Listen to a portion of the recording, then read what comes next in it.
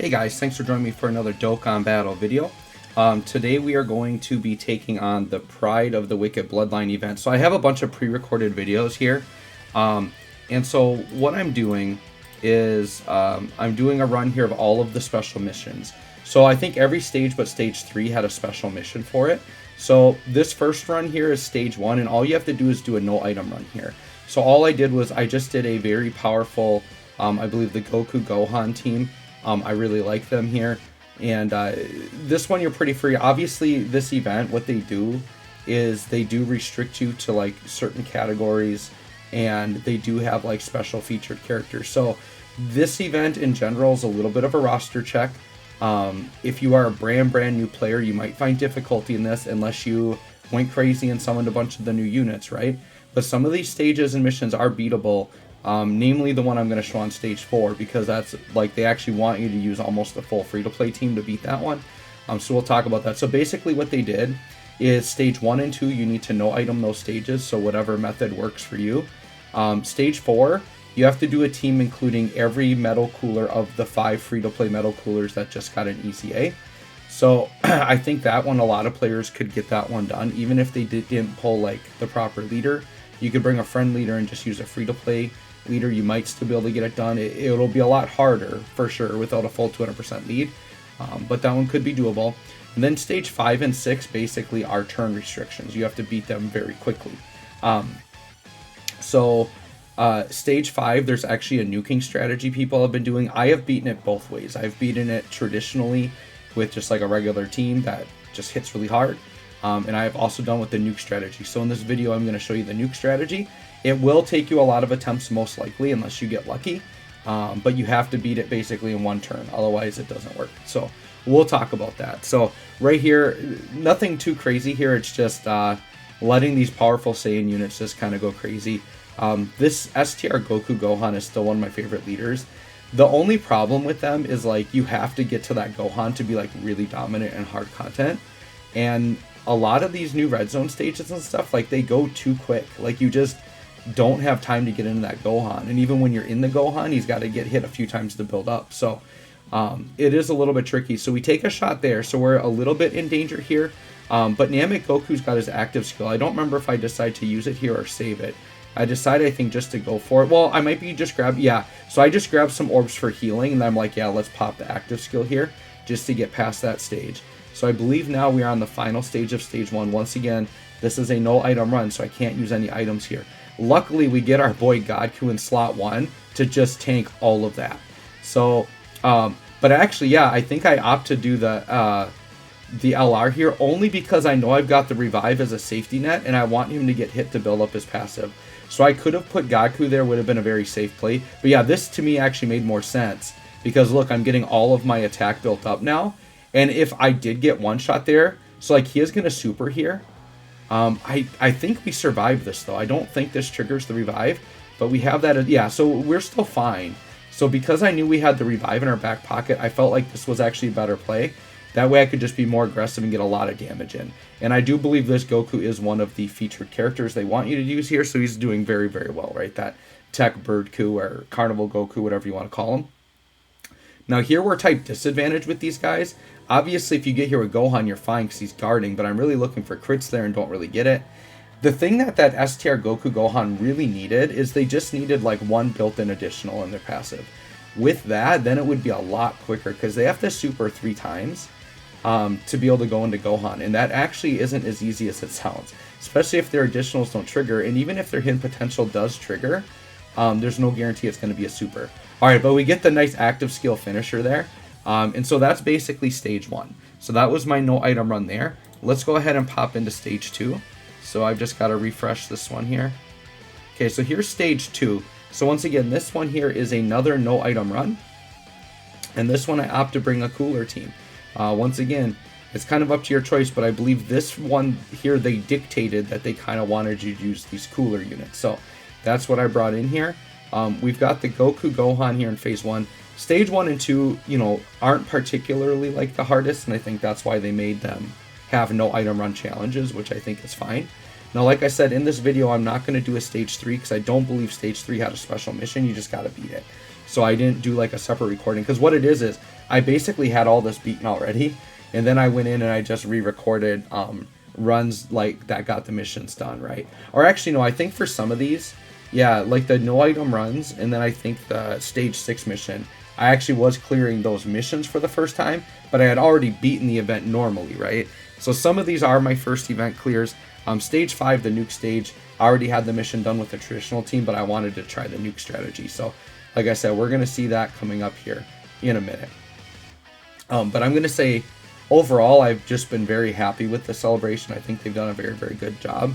I know not everybody agrees with this, but I actually am a fan of this Carnival banner format. I think it made Part 2 way more hype, and the quality of banner is just so much better. And for people that liked the other yellow coin format just because the banners were skippable, like, you can still choose to skip the Carnival banners and just focus on the Dokkan Fest. And it's basically the same thing, right? It just makes it for people that want to summon for these Part 2 LRs. It makes the banners just so much better. Like, Metal Cooler's banner is so freaking good, and it's actually like way better on global because you got that Tech Goku Gohan. I cannot believe they put that dude on there featured instead of the Grade 8 Vegeta, because the Grade 8 Vegeta is too new on global. Funny thing about it is the Part 1 Carnival banner had STR Kaioken Goku on JP, and then the Part 2 one had the Grade 8 Vegeta, which are basically the 7th year anniversary Part 2 LRs, right? The funny thing is on global they're not featured, but I pulled an STR Kaioken Goku and a Grade 8 Vegeta unfeatured on both of them anyways, and then still got the benefit of getting like 3 copies of that Tech Goku Gohan. Mine's at 90% now. And I'm still pulling on Carnival Goku as we speak. Just as I'm getting 50 stones through events, I keep shoving on there, and I actually did pick up another dupe of Carnival Cooler, and I'm basically going, like, my stopping point will be as if I get Tech Goku Gohan Rainbow, then I'll probably stop. But I still want some Janemba dupes. Like, there's some good featured stuff on that Carnival banner. I'm quite enjoying it. I actually haven't touched the AGL Goku Vegeta banner, Dokkan Fest, just because it doesn't have as much value for me because of my box. And I don't personally feel like I need that Goku Vegeta. Like, I've already got like a really good movie hero lead. The nice thing for me is I've been doing combos where, like, when I want to use that AGL Dokkan Fest Goku Vegeta, I've been bringing in just my Tech God Duo, and then just bringing a friend one. All right, so there you go, guys. That was a pretty clean, easy win, right? Like, Cooler's just dominating there, right? All right, so let's go on to Stage 4. So here's Stage 4. And Stage 4, basically what they're requiring here is they want you to use all of the free-to-play Metal Cooler. So obviously the best strat here is if you get the physical Carnival Metal Cooler, just run them as your lead. And obviously keep them on rotation. You want to keep the power on rotation. And you just ride these free Metal Coolers here. And this is not, it doesn't require no items, so I'm just not afraid to just pop an item turn 1, because I'm really not sure how well these Metal Cooler units are going to be tanking in this hard content. So I just play it safe, because I'm feeling pretty confident that I can power through this before using up all of my Whis and getting that done fairly safely, right? The one thing I'm going to say is that newer players, you definitely want to farm up these Metal Coolers. Look, 3 mil attack stats. Completely free farmable units. The only thing you have to invest is potential orbs, but I think during this celebration they've just been throwing out so many potential orbs. If you've been doing your daily hidden potential orb stages, you're getting like 5 stages a day plus the normal daily one. Like, it's actually insane how many potential orbs they've been throwing at us, and they're giving you like the Hercules Zenny for like easying units and like giving you refunds. Like, they're making this very accessible to newer players. And this free-to-play Metal Cooler team probably now is the best free-to-play team in the game. I think they're probably going to be better than the free-to-play Ginyu and Bardock team right now. Especially if you happen to get just a Terrifying Conquerors or Wicked Bloodline lead that you could pair with like a friend physical Metal Cooler, you're going to be like golden here, right? The thing I do like about like some of the LRs that have come out here, they've made it very flexible for players to like play top tier teams without pulling the new units. So like, for example, if you want to run physical Metal Cooler, the full Wicked Bloodline team, if you have AGL Dokkan Fest Metal Cooler, who's very old, he's a full 170 lead for Wicked Bloodline, and you can very easily bring a friend physical Metal Cooler, and you're only losing 30% stats over a full 200% team. So it's actually not bad. Not to mention you might have STR Transforming Dokkan Fest cooler or the new STR LR cooler. You can like combo up those leaders in different ways and run different team comps while still having very high percentages for the whole team, right? Which is kind of fun. And then, like I said, my example, if you don't want to pull the AGL Goku and Vegeta, if you have the Tech God Duo, which were just in year 7 and like anyone that was playing was trying to pull for them, you run them as your lead and you just kind of keep the team movie heroes. And then you can run the AGL one as your leader and you can still use them. And I have made some use out of them. So that's actually very fun that you can do that, right? All right, so right here, we're pretty much just coasting in this fight so far. Getting, the key thing is getting this physical metal cooler to take a bunch of hits. I am going to say too, I have another run that I'm going to be posting. I don't know if it'll be before or after this one.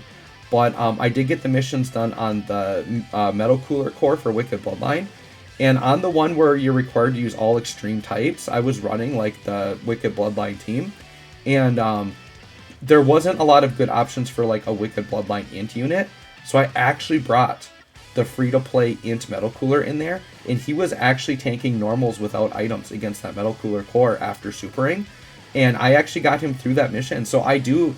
Even for veteran players, well, obviously everybody wants to grind up these metal coolers because that's how you get the 50 tickets to do the free 50 summon where you're getting a guaranteed LR. So it's worth it for every player to grind them up anyways. This is such a good play by Dokkan because, one, they're throwing like a really good ideal free-to-play team like in your face, and they're incentivizing you to Rainbow and EZA them by giving you a free LR on a 50-unit summon. There's just so much value there. Love this from Physical Carnival Cooler. I have gotten so many super attack cancellations from him. It's been awesome. It's not even guaranteed. It is a like high chance though, or a great chance. So it's got to be like 70%, I believe. So it feels like it triggers every time that it can for me. And that's been very good. So once again, this is with the free-to-play team really not in danger there. No problem. All right, let's take a look at the nuke team here. So obviously the strat here is you run the STR EZA AoE Piccolo, and you bring a friend AoE Piccolo with you. Here I was kind of dinking around seeing if I had any support members that worked. Now I'm going to tell you, this is going to look really nice and clean and easy, but this takes many attempts. I was basically limited to like 4 to 5 attempts a day because that's how many friends were carrying a Piccolo lead. I think you can do this with like a 200% lead and then just use your Piccolo. I think works too, but essentially this is a quick run. You have to Ghost Usher because you'll die from 1 normal on any character. And then you bring the Lemo item, which orb changes and gives you 5% per STR orb. And you pop it twice for orb changing, but the attack effect doesn't stack. We got really lucky here for a full field of orbs. But the other thing here is your STR Piccolo does need to get an additional. Now with 23 orbs, I think an additional normal will be fine. But if you get an additional super, you don't have to get a full field of 23. You probably only need like 18 orbs, 16, 17 maybe can do it if you're critting. But watch this, just big fat nuke. 38 mil crit, and we got the additional super here, which is basically just going to knock him out of here. So basically the requirement for that stage is they wanted you to beat it in under 5 turns. So you can do that with the traditional team as well, but that's just very quickly the nuke of that, right? All right, here's the last one. So now this is stage 6. They want you to get this one done in 5 turns. So what I did here was, for these like turn restricted clears, there's 2 strategies.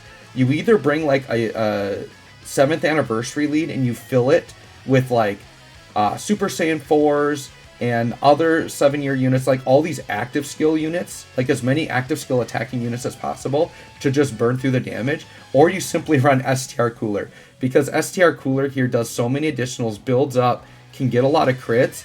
You just can kind of nuke through. Now this first phase is really unfortunate for all these STR Coolers, which is why I think I Ghost Ushered here right away. But if they start critting and you get them built up, like they're going to tank type disadvantage anyways. So my goal here is just to hope for a lot of crits, kind of burn through this AGL phase, and then get to the next phase as quickly as possible, right? Now we are lowering defense, which can help the damage a little bit, but it's not the biggest thing. The lowering defense there does give him his additional in his passive, right? I also put up a short on my channel of STR Dokkan Fest Cooler, the new EZA one. I actually tanked a Red Zone Broly super attack type disadvantage, and he lived it very well. He took 300k from it. For type disadvantage without any damage reduction is absolutely insanity, because he should have taken like over 1 million damage from that. I had my cooler at 1.2 million defense, and that was in red zone Broly, where you don't have like infinite amounts of time to stack up. And we got him there, and he just dominated. It was so good. So I do have that short up on my channel. It's not like the most exciting short because there's like no sound or audio or whatever. It's just a clip of me doing it, but that is on my channel. Now here we're taking some damage from normal. So this is looking a little bit scary, but knowing I do have the revive in his back pocket here if I need it is a little bit safer, but we luckily got through, finished that phase off. So what we're on turn 3 here. Remember, we only got 5. So we've got to finish this guy off in 2 turns now. So any active skills, anything I can do here, I'm going to start popping off. So yep, there's no point stacking defense with him anymore. We got to get him offensively based. And then I was a little cheeky here. I had STR units, so I brought in Lemo for just a little bit extra damage here. So I used an item slot to bring the Lemo into this fight actually. So I go ahead and pop Lemo so that both units can get some orb changing. So both of these final form coolers are getting an extra 5% per orb. And then I Ghost Usher just to play it safe here. And so I kind of do a mini nuke on this turn. Which is kind of cool. I don't think I finished him on this turn, but look at this. Now we're getting just really big fat attack stats. Now, the part that's really awesome is the cooler in the middle is going to get guaranteed crits. See, this, we want the crits here because we want more damage. We're still doing good damage though because we're at least not type disadvantage this time. But any crits I can get, I'm like, please, please, please. And this STR cooler just not giving it to me. Obviously, I need to get mine rainbow so I can get a lot more crit on him. That's why I'm not critting a ton. Mine's a 69%er, I believe. And I do have some crit equips on him, but yeah, the crits on this guy is so important, and just not getting lucky with him. There we get like a normal crit, but look at this. This is gonna be 10 mil guaranteed crit with like 2 guaranteed additionals plus possibly a 4th attack on him potential. So look at that. This is Dokkan Fest Easy 8 cooler. Even the crit normal's doing very well here. Kind of disappointed I didn't get more supers there, but yeah. So we only got, so that was like such a minimalistic turn. If we had double or even triple super, we maybe would have just flat out taken out the Goku there. And then LR Frieza doing some damage. But we do enough damage here where basically I just got to finish him off on the next turn. Now, once again, if we get active skills here, which we didn't, that would have helped. We've got type advantage here with this cooler. So really, it's just a matter of dealing enough damage here. And between the first 2 coolers, I think we get enough to take him out. And then basically that's that. So this is basically all of the special missions being run through. And we're basically getting it done here, right? So, yeah, 7 mil attack stat there, looking very, very good. Yeah, these coolers are just so fun and so dominant. It's just great. Oh, yeah, it's like, yep, now we get the crits in, and it's just like, yep, this Goku's out of here. And I'm thinking, please don't make me go to Frieza. And then here it is. There's the last additional. So we don't even have to worry about full power Frieza needing to attack there. Because I was getting a little nervous. This was a little bit tight, and I brought Lemo to cheat a little bit, but there's no item restrictions. So anyways, guys, there you go. There are all of my runs, getting all of the special missions complete. This is how you get that special title. So anyways, guys, thanks for watching. We'll catch y'all on the next one.